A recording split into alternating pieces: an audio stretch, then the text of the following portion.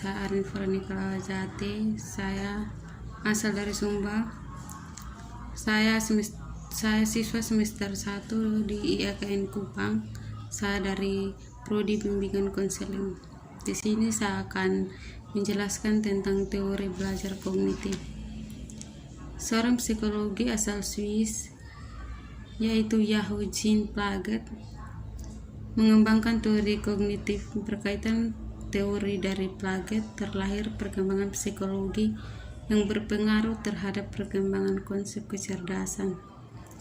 Teori kognitif berbicara tentang manusia membangun kemampuan kognitifnya dengan memotivasi yang dilakukan oleh diri sendiri terhadap lingkungannya.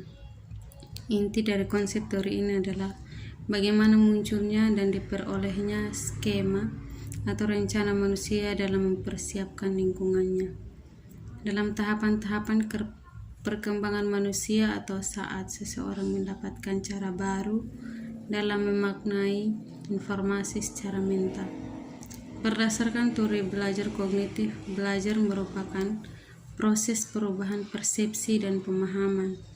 Dengan kata lain, belajar itu tidak harus berbicara tentang perubahan tingkah laku atau sikap yang bisa diamati.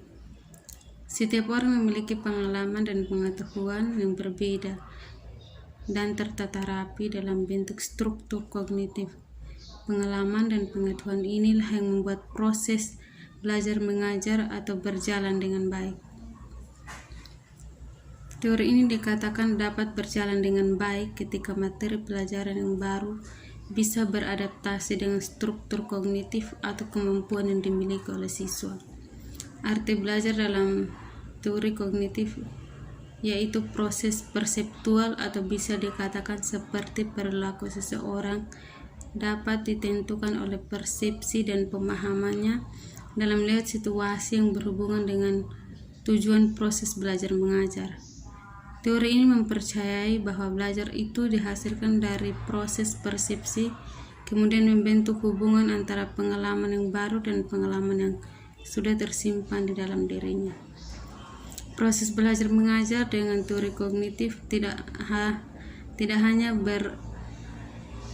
beroperasi dengan terpatah-patah atau terpisah-pisah, tetapi melalui proses yang mengalir dan menyeluruh. Hal yang ditentukan pada teori belajar kognitif adalah proses dari belajar, bukan hasil belajar.